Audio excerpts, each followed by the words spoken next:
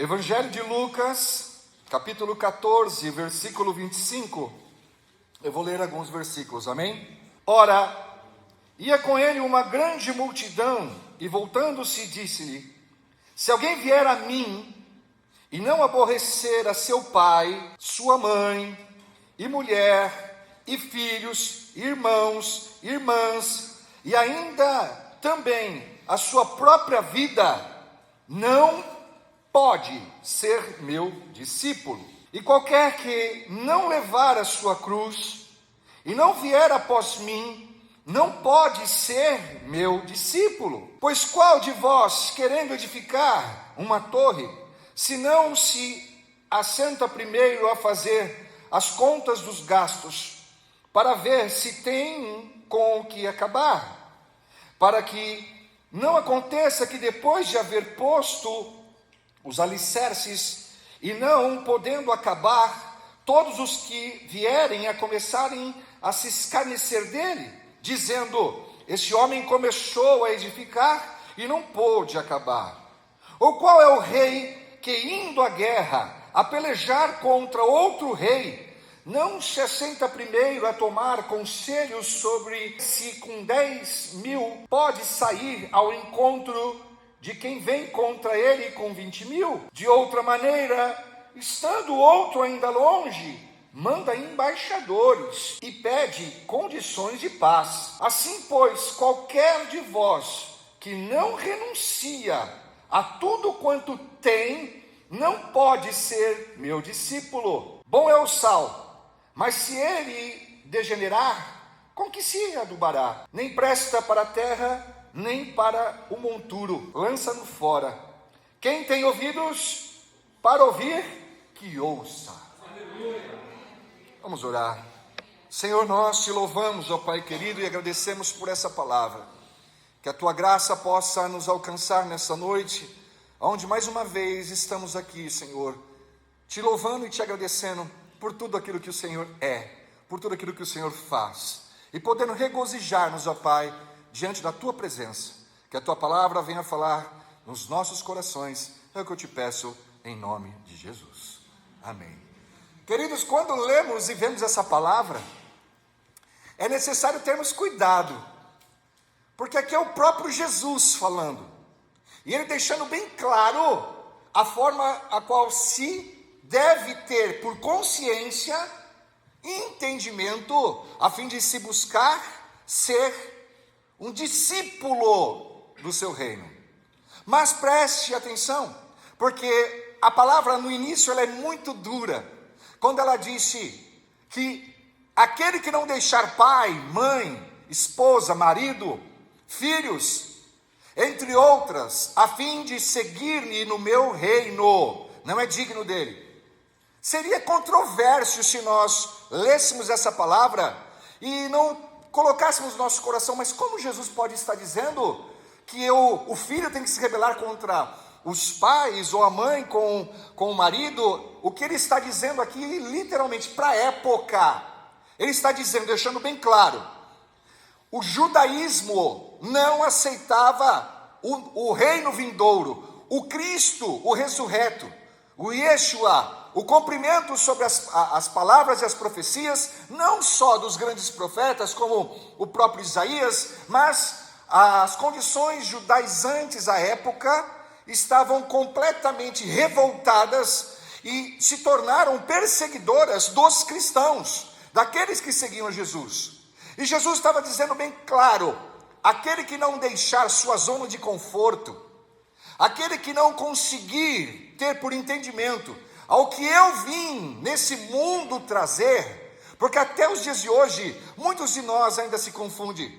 Jesus não veio ao mundo para nos dar carro novo, casa nova, ou para se assentar a um trono e quem sabe se tornar, no lugar dos grandes nomes da época, alguém que viesse a governar a Jerusalém, onde ele estava passando uma opressão, uma luta, uma condição de perseguição, literalmente religiosa, acerca do reino de Cristo.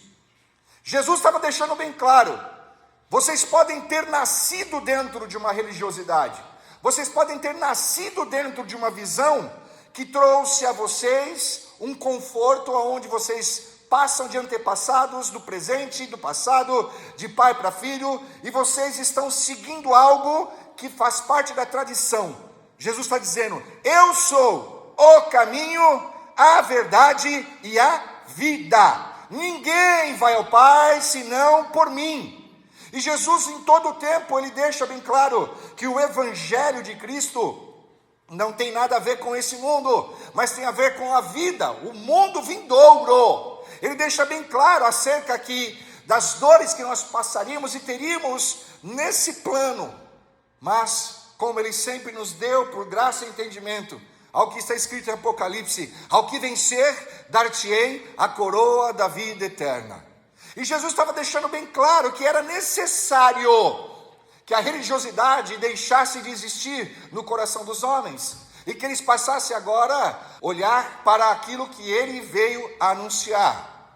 Ele não estava jogando um contra o outro, mas deixando bem claro que o Evangelho de Cristo não é uma religião para deixar ninguém dentro dos seus próprios confortos. Se você busca ter, quem sabe, uma forma de ter culto a Deus, eu vou dizer para você: o cristianismo é o único que tira o homem literalmente da zona de conforto.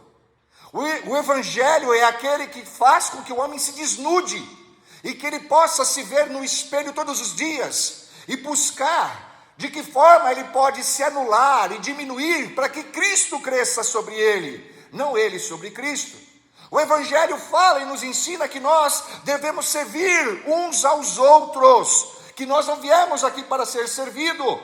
O Evangelho de Cristo nos ensina que nós devemos perdoar, mas não só uma vez, não só 7 vezes, mas 70 vezes 7. O Evangelho de Cristo nos ensina a nós levarmos a nossa carne à servidão do Espírito, aonde ele diz: se alguém vier e te tomar a capa, dê também a túnica. Jesus, ele vem a nos ensinar que nós fomos chamados para sermos discípulos dele. E para ser discípulo, irmão, é necessário que você se pareça com ele. E se nós nos chamamos por cristãos, nós devemos tomar cuidado, porque estamos sendo lidos por várias pessoas que não têm acesso à palavra, que não têm entendimento à leitura. Nós somos o Evangelho que o mundo lê, e eu não sei como é que você tem se portado na tua vida, na tua individualidade, no teu trabalho, na tua vida social, dentro da tua casa, mas é necessário que você entenda que o teu velho homem, ele tem que morrer, para que o nome de Cristo seja louvado na tua vida, por onde você for. Jesus, ele vem e começa a dizer sobre esse texto, e de uma forma muito direta, que não seria fácil segui-lo. Mas tem um monte de gente que acha que é. E quando eu falo sobre ser fácil ou não, irmãos, esquece essas questões de dogmas, esquece essas questões que estão muitas das vezes atreladas às placas de igreja, às doutrinas, aos CNPJs que você vê por aí. Vamos falar sobre o reino, vamos falar sobre a palavra, vamos falar sobre o amor de Deus. Ele nos traz por essa palavra, dizendo que seria insensato da nossa parte nós seguirmos a Cristo e não nos atentarmos que nos custa sim. Ele é amor? É. Ele é graça? É. Ele é misericórdia? Também. Mas não fica pensando que você vai vir do jeito torto que você veio, que você vai continuar sendo torto, porque esse não é o propósito de Cristo. Ele te aceita como você é. Ele vai te receber da forma com que você vem, mas é a palavra dele que vai te convencer do pecado, do juízo e da justiça. Nós podemos ver que quando Pedro, ele nega a Jesus, e ele tenta fugir daquele momento, a multidão entre olhos começam a identificá-lo, e quando diz a palavra que Jesus já havia dito que ele haveria de negá-lo, antes que o galo cantasse, você vai ver que 3 pessoas se permitiram falar: olha, não é ele que andava junto com o Nazareno? Não é esse? E eu quero dizer para você, eles não estavam só identificando a forma física ou as vestimentas. Por mais que Pedro estivesse naquele momento debaixo da misericórdia de Deus, porque ele havia acabado de negar a Jesus. O amor de Deus não sai. Ninguém pode invalidar o amor de Deus sobre a minha vida e sobre a tua vida. Você já viu pessoas que às vezes você se depara com ela em ambientes e você fala, nossa, essa pessoa tem uma formosura, essa pessoa tem um brilho. Existem pessoas que elas não precisam dizer que elas são crentes. Você olha nos olhos delas e você assim as identifica. O Espírito testifica. Assim como existem também pessoas que são perturbadas. E quando elas estão perturbadas, a gente de longe começa a olhar e fala, nossa, essa pessoa não está bem. Os olhos dela mudam. Alguns vão dizer energia. Eu vou dizer a unção. Amado, existem situações onde sim, você vai se deparar com pessoas que elas estão fora do propósito de Deus. Mas Deus não deixou de colocar a graça, a misericórdia e o propósito dele sobre quem ele ama. Vão existir momentos que você vai olhar para algumas pessoas e você vai falar assim, nossa, essa pessoa ela está no lugar errado, ela está fazendo, e você está no teu coração sentindo, quem sabe até uma necessidade de puxar um assunto ou de falar a respeito, porque às vezes a outra pessoa também está vendo isso em nós. Mas a gente vive num mundo hoje tão complexo, numa forma tão difícil, que eu não sei se você sabe, mas uma das formas com que estão dando golpes hoje por telefone é usando a Bíblia. Eu não sei se você está acompanhando, mas existem números que estão ligando para os telefones das pessoas e estão dizendo, olha, eu não te conheço, mas eu senti no coração de ler uma palavra de Deus para você. Você aceita? Aceito. Irmãos, a gente precisa estar assim, vigilantes, como diz a palavra, manso como uma pomba e prudente como uma serpente, porque nem todo mundo que diz Senhor, Senhor tem parte com ele. Mas quando olhamos e vemos o que diz a palavra acerca daqueles que são discípulos, daqueles que estão atrás dele, você vai ver que existiam os discípulos e existiam os seguidores, e os seguidores dos discípulos.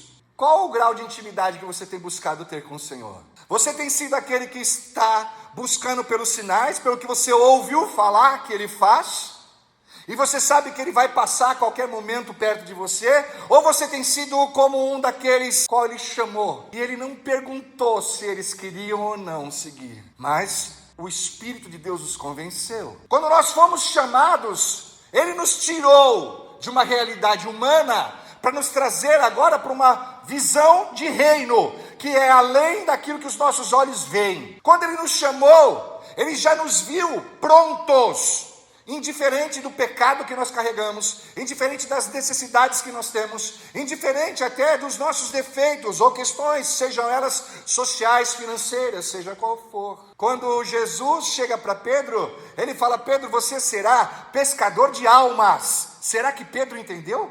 Eu tenho certeza que não. Eu tenho certeza que não. Mas a promessa existia sobre a vida dele. E hoje o Senhor nos trouxe aqui para poder dizer, eu estou tratando com a tua vida, eu estou trabalhando sobre os teus pensamentos. O que será que está acontecendo? É tanta gente se perdendo no meio do caminho, é tanta gente meio que se tropeçando dentro do próprio evangelho, e Deus tem falado no meu coração, é tempo que ele vai passar a peneira, é tempo que ele vai fazer com que a diferença dos que servem e que não servem sejam evidenciados. E eu olhando e vendo, e eu olho para a palavra, ela diz para mim hoje, para mim e para você, quem é o insensato que vai querer construir um prédio, ou uma torre, ou algo que se assemelhe, e não vá conhecer o solo, não vai ver o quão, na verdade, aquele solo ele está preparado para receber o teu investimento. Quem é que pode começar uma construção e não estar meio que, como diz a palavra que lemos aqui agora, preparado ou buscando recurso justamente para poder validar aquilo que vai ser começado? O Senhor tem nos falado acerca da palavra, aquele que põe a mão na obra e olha para trás não é digno do seu reino. Aqui ele está dizendo que o insensato, ele começa a fazer uma obra, ele começa a fazer algo, mas que ele não tem nem dimensão, ele nem se preocupou a saber a respeito. E eu vou dizer para você, seguir a Cristo não é fácil, seguir a Cristo não é para qualquer um. Quando ele fala que nós temos que tomar a nossa cruz e segui-lo? Mas me falaram diferente. Me falaram que quando eu aceitasse Jesus, tudo ia ser diferente. Me falaram que quando eu aceitar Jesus, as coisas vão ser maravilhosas. Irmão, e são. Mas presta atenção, a garantia de você poder buscar a Cristo, ela está ligada ao reino vindouro, ao céu, uma vida com Cristo. Ela não está ligada diretamente a prazeres e questões humanas a esse mundo. Você passa a não praticar mais aquilo que desagrada a Deus. Você passa a abrir mão das formas ou da forma com que você era até antes de ter conhecido o Evangelho. Você abre mão, literalmente, dos prazeres e das paixões desse mundo, e você começa a se colocar na posição de filha, de filho. Você começa a abrir mão de determinadas situações, onde a tua carne até gostaria, e se esbaldaria mediante aquilo que é proposto todos os dias, para que nós venhamos, quem sabe, nos desapegar do Cristo, do amor, da misericórdia, da unção. Mas tomar a nossa cruz é você poder saber que não importa o dia, não importa o momento, não importa o caminho, você está com a tua cruz aqui, levando ela e seguindo em direção aos passos do Senhor. E eu não quero saber, irmão, se a sua cruz ela é comprida, se ela é curta, se ela está muito pesada ou se ela está muito leve. A palavra nos garante que é Ele quem tem nos ajudado, é Ele quem tem nos capacitado, é Ele quem tem dado ordem aos seus anjos ao nosso respeito. E não importa o quão pesado seja a tua cruz, Ele te chamou com uma promessa que vai além até do teu entendimento. E se hoje o inferno ele está se levantando, querendo fazer você olhar para trás, você precisa acordar, porque a obra de Deus não está anulada na tua vida, a obra de Deus não está anulada na tua cabeça, a obra de Deus não é um sonho humano, é uma promessa espiritual. Às vezes a gente olha isso para os nossos filhos, às vezes a gente olha isso à nossa volta, e a gente começa a se questionar: Senhor, olha o que está acontecendo. Irmão, tudo a seu tempo. Eclesiastes 3 diz que há um tempo determinado para todas as coisas. E eu creio que o tempo de Deus, como nós sempre falamos, o tempo de Deus é Kairos. Kairos o tempo de Deus é já. Agora, o nosso tempo é o Cronos, a cronologia. O nosso tempo tem 24 horas, a gente anda ansioso. Mas a palavra tem nos ensinado: não andeis ansiosos do que a vez de comer, de beber, de vestir. Olha as aves dos céus, os lírios dos campos. Jesus ele vem falando constantemente acerca da condição de que nós venhamos estar colocando a nossa vida diante da presença dele, estarmos em paz. Mas é difícil. É difícil porque todos os dias a gente começa a vivenciar uma história diferente. Uma dor que a gente não queria. Um momento que nos arremete e quem sabe nos coloca a viver entre aquela condição da fé e a razão. Tem um monte de coisa, irmãos, que se nós não formos avaliar segundo a palavra de Deus, nós vamos cair nas nossas próprias emoções.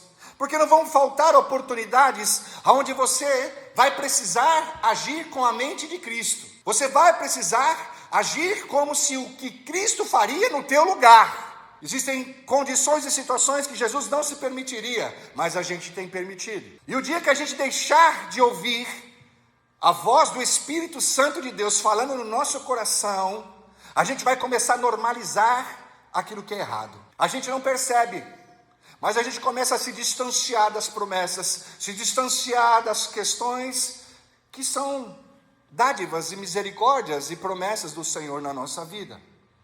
A gente começa a não dar mais valor às coisas de Deus, porque a gente está tão embebecido ou envolvido com aquilo que os nossos olhos estão nos atraindo, que a gente, sem perceber, está abrindo mão daquilo que é eterno.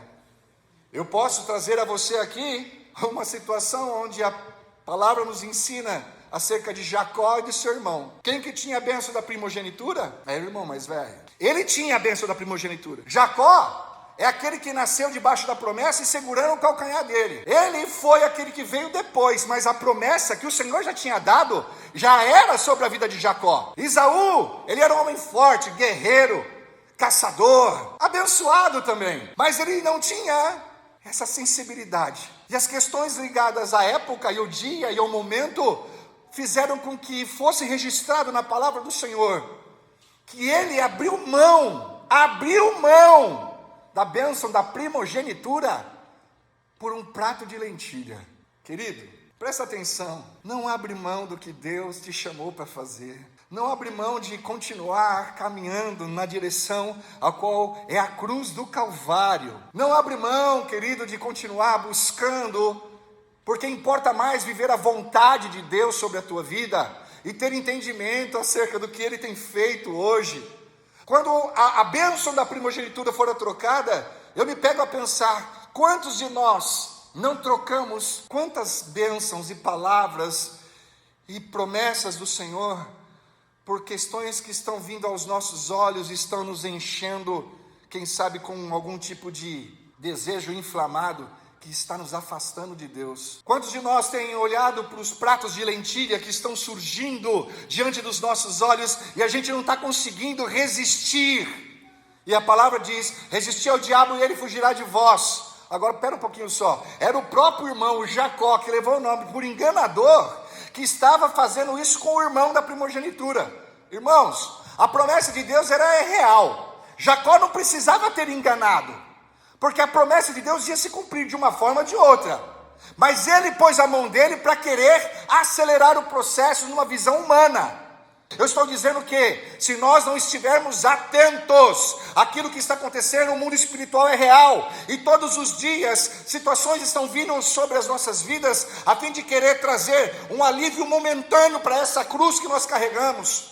E eu não estou falando que a tua vida é uma cruz, mas eu estou dizendo que todos nós temos que colocar as nossas dores, os nossos problemas, aquilo que tem de alguma forma nos roubado a paz, diante da presença do Senhor, e não importa o tamanho ou o caminho, nós temos que continuar a caminhar e vivenciar aquilo que é plano dele na nossa vida. O dia que ele nos chamou, nós fizemos um pacto de amor com ele, nós aceitamos o sangue dele sobre a nossa vida, o nosso nome foi escrito no livro da vida. Nós temos que persistir, nós temos que continuar lutando, só que a palavra também diz que no final dos tempos o amor de muitos se esfriarão, e o amor de muitos vem se esfriando, e aí você começa a olhar e ver que aquilo que tinha valor, aquilo que tinha importância, aquilo que tinha representatividade entre a vida pessoal e o reino, já começa a se tornar secundária, e essa é a forma com que o inferno ele tem se utilizado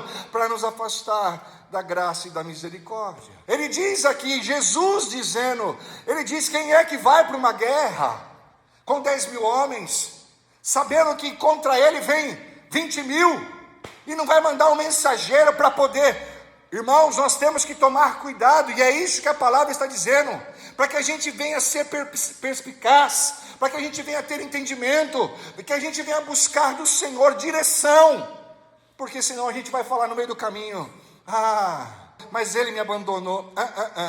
Ele não abandona ninguém, somos nós que abrimos mão de estarmos andando com ele, e quando ele nos permite trazer ao entendimento ao que diz essa palavra. Se você for ver o momento da crucificação, no momento da via dolorosa, Jesus foi ajudado por um homem sirineu. A Bíblia não chama, nem fala o nome desse homem, mas diz que Jesus vinha vindo, todo machucado, flagelado, cansado, e ele cai sobre a cruz. E os soldados vão e pegam aquele homem e fazem com que ele ajude a Jesus a carregar aquela cruz alguns passos, alguns metros. Sirineu, aquela época, África, como ali o momento da crucificação era período de Páscoa, período de festas, período de venda, de compra, tinha muita gente de longe que vinha para lá para poder comprar dentro do mercado. Provavelmente o soldado romano, a fim de querer criar uma situação, pegou aquele homem e mandou com que ele carregasse, ajudasse a carregar aquela cruz.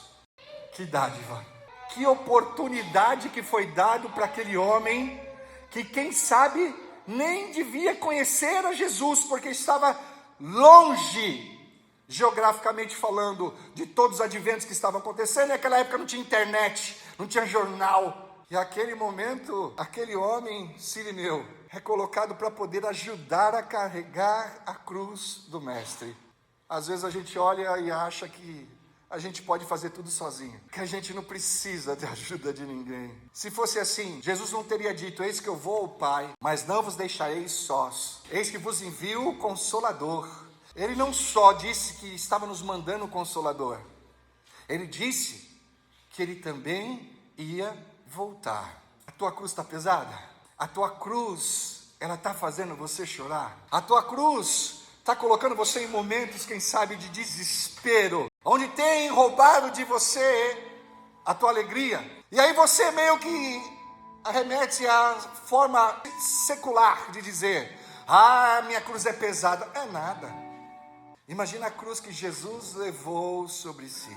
E quando falamos sobre teologia e estudos à época, aquela cruz não estava nem pronta, nem feita para Jesus. Jesus, ele foi levado, acusado e condenado já no mesmo dia.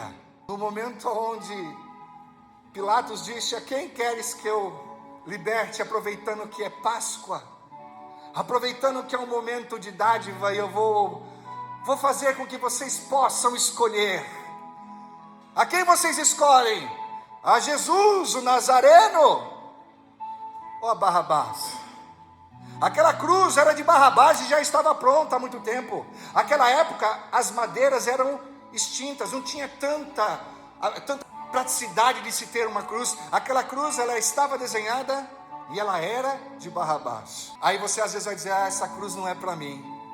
Não, essa cruz faz parte do teu crescimento. Essa cruz que você carrega hoje, irmãos, faz parte do processo que Deus tem permitido você carregar. Em alguns momentos ela vai estar um pouco mais pesada, em alguns momentos ela vai estar um pouco mais leve. Mas ela faz parte do plano, ela faz parte do tratamento de Deus para com a sua vida. Não solta a tua cruz, não. Não importa, querido, não importa. Se estiver chorando, vai chorando. Se estiver com dor, vai com dor. O que importa é que o Senhor está preparando algo novo para mim e para você. É o que diz a palavra do Senhor. Nós vamos poder um dia falar como Paulo disse: combati o bom combate, guardei a fé e atravessei a linha de chegada. Ah, pastor, mas está doendo aqui. Está doendo aí, irmão? Dói aqui também. E vai doer e vai continuar doendo. E esse problema que você vive hoje vai ser amanhã resolvido. E aí depois vai vir outro. E aí depois, quem sabe, se Deus ainda tiver misericórdia da nossa vida, vai vir outro e vai vir outro. Sendo que a condição a qual nos faz entender é que sermos de Cristo implica que as nossas vidas venham estar no altar, para que nós não venhamos falar de nós mesmos, para que nós não venhamos viver segundo o nosso próprio entendimento, para que nós não venhamos, quem sabe, querer colocar as nossas próprias verdades. Eu tenho que negar a mim mesmo e tomar a minha cruz e seguir a Cristo, não importa aonde eu vá, não importa por qual caminho. Ele é o autor e consumador da minha fé. Não abra mão, querido, não abra mão das promessas que Deus tem na tua vida, na tua casa, na tua família. Os problemas de hoje vão ser resolvidos amanhã, e os de amanhã já estão nas mãos do Senhor. Mas Cristo está dizendo hoje para você: negue-se a si mesmo e toma a tua cruz e me segue. Segue. Vai doer, porque nem tudo vai ser do jeito que você quer, mas vai ser conforme Ele assim deseja para mim e para a tua vida. Não podemos ser insensatos, mas podemos estar atentos ao que a palavra está nos falando nessa noite. Não para de caminhar, não para de lutar, não para de acreditar. Notícias ruins virão, palavras que vêm para roubar a tua paz, mas nenhuma delas pode ser anulada perante a promessa de Deus que está sobre a tua vida. Eu profetizo hoje sobre você, em nome de Jesus, que Deus possa fortalecer, que Ele possa te dar unção, que Ele possa te dar entendimento, que Ele possa te capacitar, que Ele possa te dar habilidade, que Ele possa dar a você destreza, sabedoria, que Ele possa dar a você força, que Ele possa te dar saúde, que Ele possa, até o último dia dEle, acerca da tua vida nessa terra, em todo o tempo, estar te dando força, te capacitando, te dando unção de graça, para que você não desista dos teus filhos, não desista dos teus planos, dos teus sonhos, do teu casamento, daquilo a qual o Senhor um dia colocou diante de você, a qual você achou que ia ser mais fácil. Lembre-se, você não está sozinho. O Espírito Santo de Deus, Ele está entre nós, e Ele tem nos alcançado, e Ele tem nos guardado, e Ele tem sido a causa da nossa alegria. Não para de andar, não para de seguir, não para de fazer. Toma a tua cruz e segue em direção à voz do teu Senhor. Deus seja louvado. Fica de pé, querido.